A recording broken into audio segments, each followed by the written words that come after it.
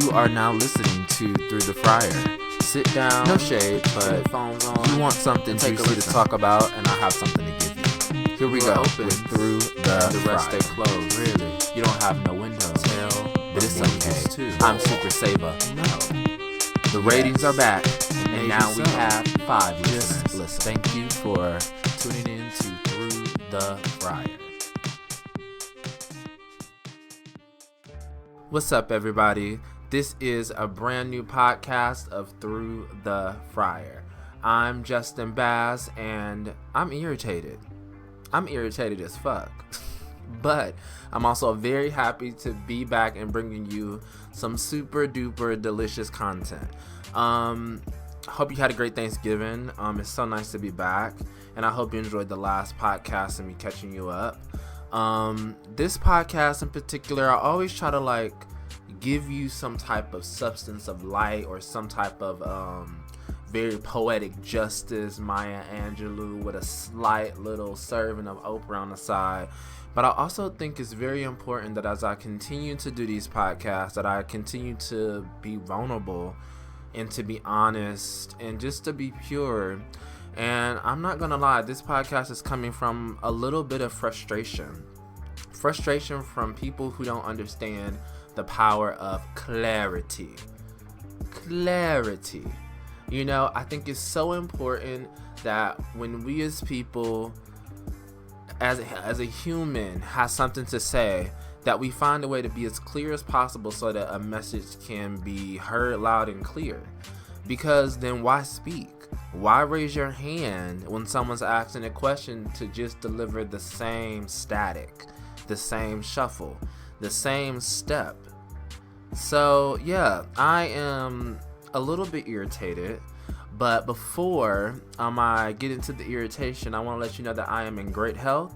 I still have all my teeth, and it is a beautiful Saturday weekend, and I took yoga this morning, so my vinyasa flow was on point. But yeah, so let me just go ahead and dive in. I'm currently back out dating. I'm single, and I was just back home in Cleveland, and a few of my close high school friends that I actually haven't seen in years, they were like, we were rooting for you, oh my gosh, what happened, where's blah blah blah blah blah.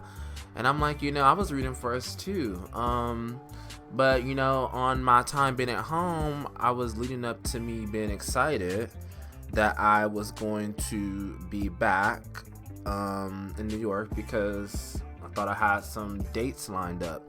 Oh, you hear that word? The word was thought.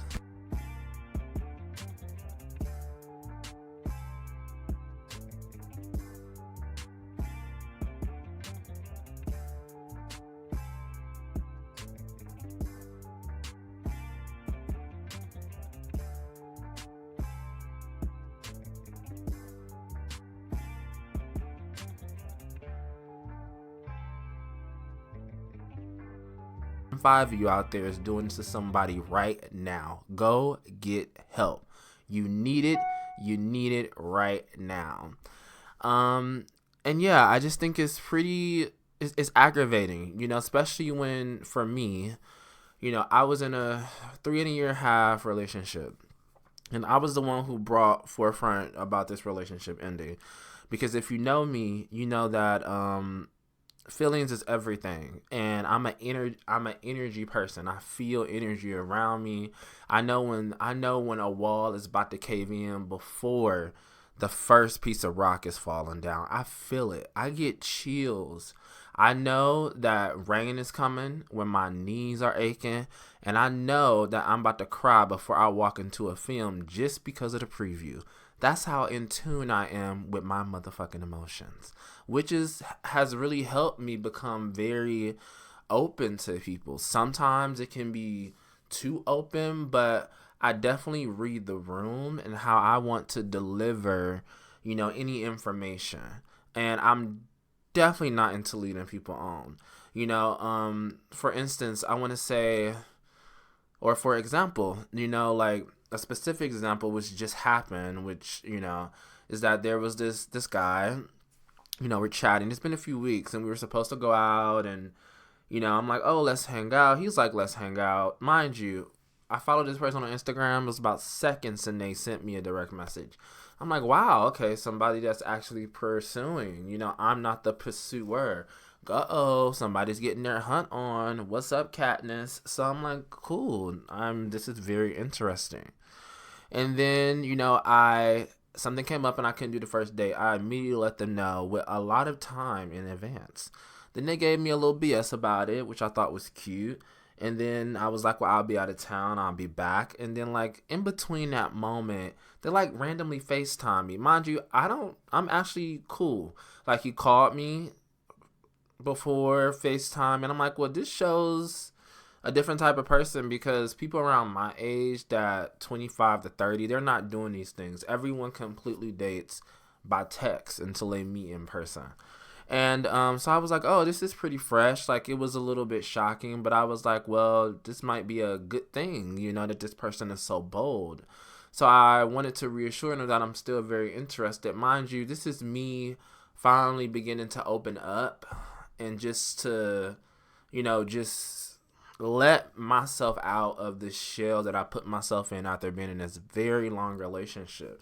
And of course, this person doesn't know that, but for me, it's a big deal. And I think for other people that are going through that shift of being with someone for a long time, taking some time to recoup and going back out there, please give yourself a pat on the back for just being, for upkeeping your balance for yourself, for maintaining your self-care, because it really makes a difference. I told myself I didn't want to rush to be with nobody, and I wasn't looking for a relationship with this person, but I was interested in interacting with someone that I thought was intelligent and I thought had some common sense. And this person probably has all those things, but the way that I was receiving information was not the best. So for me, if someone's interested, I like to follow up. I said, oh, I'm back in town. I just got back into town. Checking in, when would you still want to get together? I said a text, hey, what's up? They say, hey.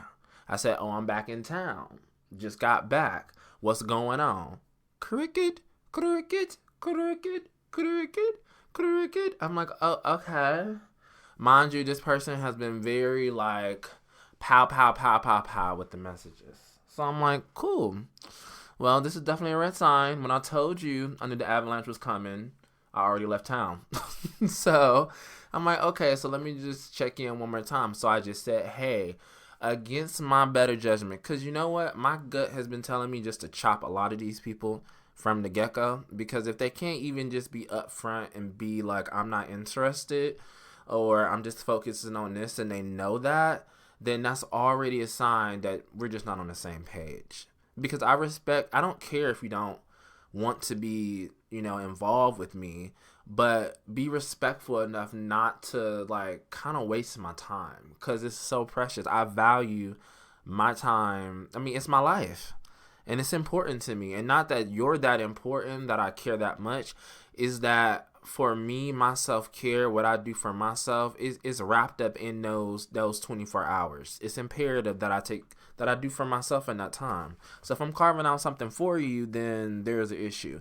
And I'm not trying to say that I have never not been this person, but I have learned that how to become better in this situation. So to jump straight into the wazoo of it all, I was like, oh, I was just saying what's going on because you ghosted me. And I was just very honest about it. I'm like, cause what is going on? And then they respond, no, I'm doing good. I'm just doing good by myself and not really looking to date anyone.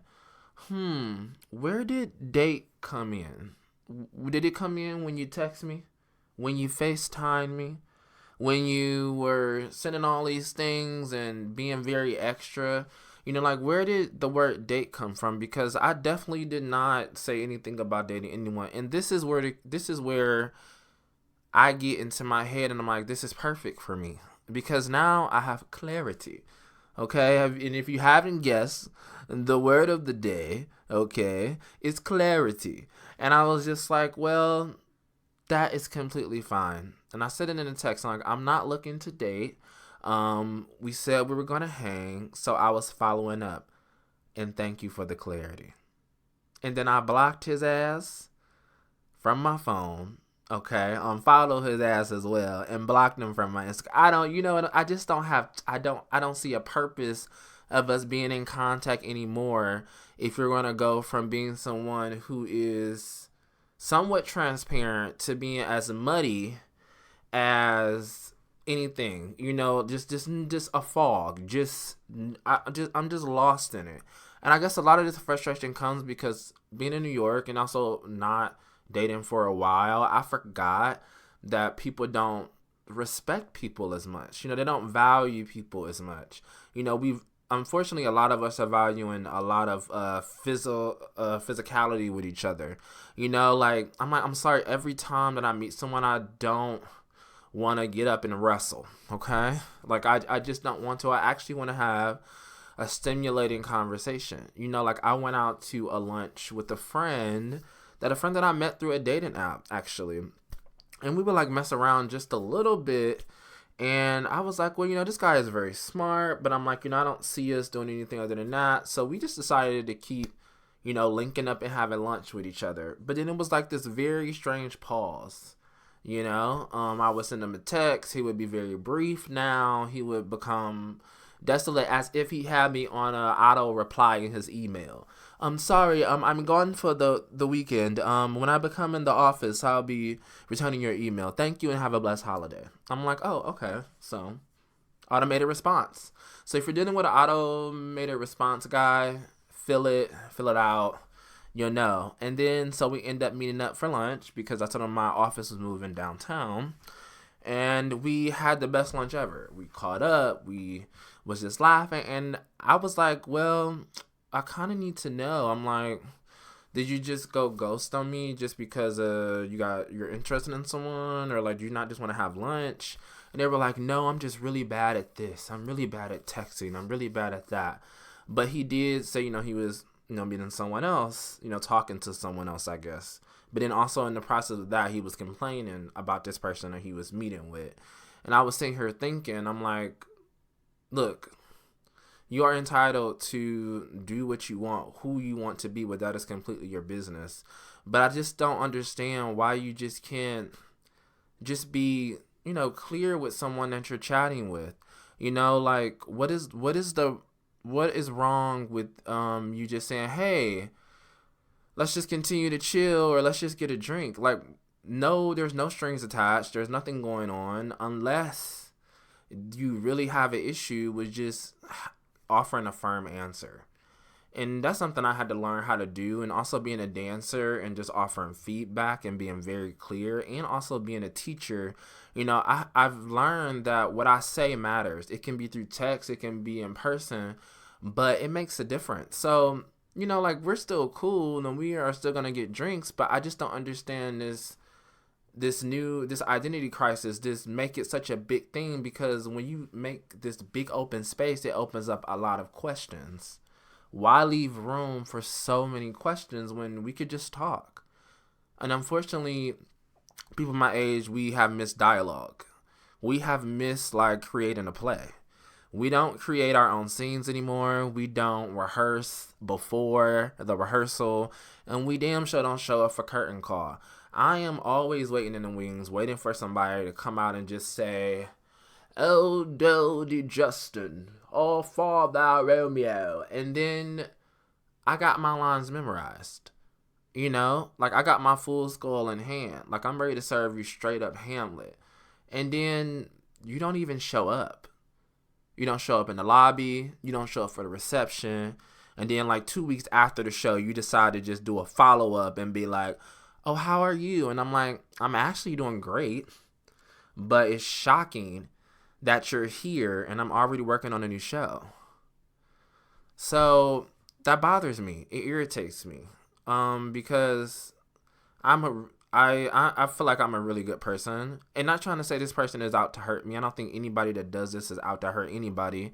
So I have to keep reminding myself that, Justin, you can't take it personal, or you listening to this podcast, you can't take it personal. But we do take it personal because it's our emotions and it's us putting ourselves out there.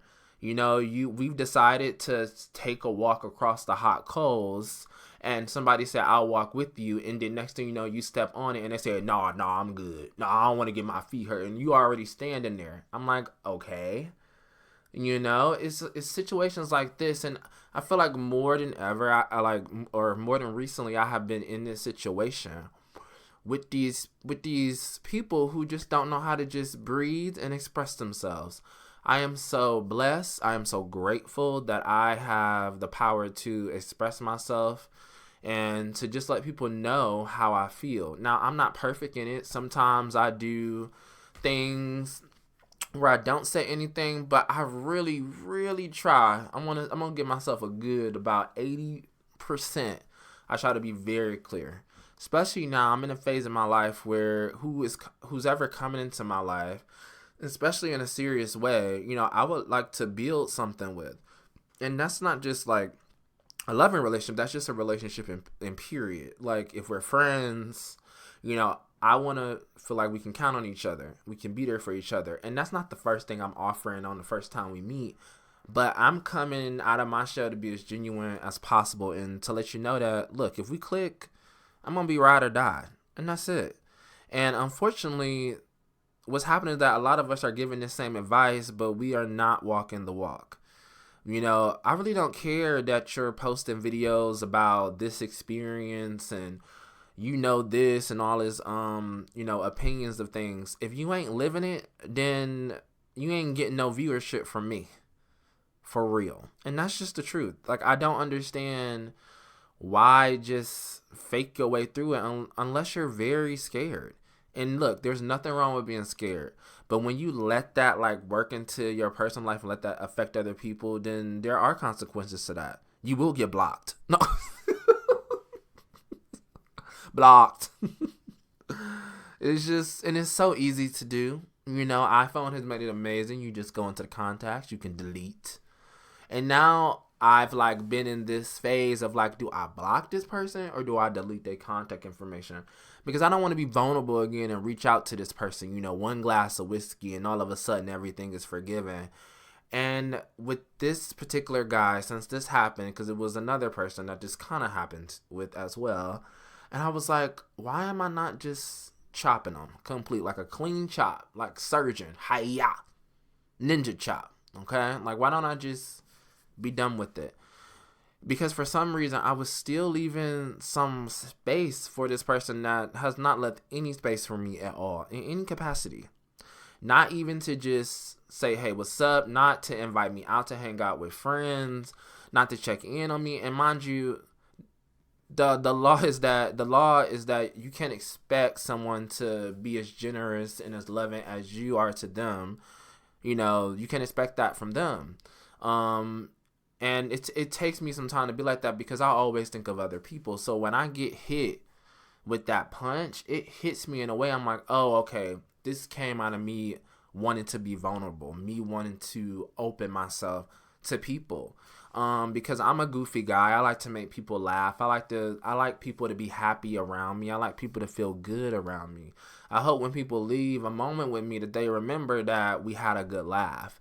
And that's in any instance, even if I don't talk to you now, if you do have a bad thing to say about me, you must have really looked for something. Because my whole MO is that I want to enjoy my time and my company, and I want us to just to have a good time. But I'm not about the whole negative vibes or the whole confusing texts and things like that. I'm also a pick up a phone person and let's talk. So, yeah, I went in my phone and I just deleted. And it felt so good. And there's no reason to go back. Why am I leaving space for somebody that don't have space for me? And, one of my students in my class, she follows me on Instagram. And she saw that I do a podcast and she asked me, she was like, why do you do a podcast? Or I think she said, what is it about? And I was just very straight up. I was like, it's about me. It's about how I'm navigating New York and about my advice and, because 9 times out of 10, what I'm going through is not unique. We're actually all going through it. It's just my perspective of the situation is different because of the people or the way that I'm navigating it. But 9 times out of 10, what I'm telling you has happened to you in some type of way. And I think that's pretty powerful. It's just a lot of people don't talk about it. A lot of people don't, and they don't have to, but I like to think that I have a smooth voice, and I also like to voice my opinion. But this whole thing of dating and being free and also accepting yourself and offering up your time to someone, and just to be clear and have clarity, is just very important to me. So if you know me and you're listening to this podcast, please, check in as I check in with you, and let's just continue just to be transparent. It is very difficult too. It's very hard to walk that life, to decide to just be that. And sometimes you have to find ways to let people down in a different way, because we're all vulnerable in different aspects of our emotions, and we have to respect that. And I think it's important though, just to offer up, being clear and being fiercely yourself. And I also have to keep reminding myself that it's not a bad thing that I decided to be vulnerable with someone. It's a good thing that I opened myself back up, not just to this person, but just in general. If you're ready, you're ready. But just continuing to just go back into this box and wait another long time just really doesn't make sense. And this particular blow, which is a small one, because this person is not that important, but it's just the actions of it all. It reminds me that I am okay to be soft. I am okay to have feelings. I am okay to reply the way I reply. And I'm also okay just to sit here and vent on my own podcast about it, because it's my choice. And we all have choices. So as I wrap up this podcast, and as I leave it with a different type of beat from the last, I just offer you this. Are you vulnerable? If so, live in it. Express it. Hug it and cherish it. Are you loving yourself? If so, love yourself more. And if you feel like you're not doing any of those things, just take a second, inhale, exhale, and just be free. And it just gets better every day. You're a work in progress. This is a work in progress. I am a work in progress. And that's okay. So, hope you had a great Thanksgiving. I'll come back on my next podcast and talk about my Thanksgiving in Cleveland, Ohio. And this is a brand new podcast of Through the Fryer, and have a beautiful weekend. See ya.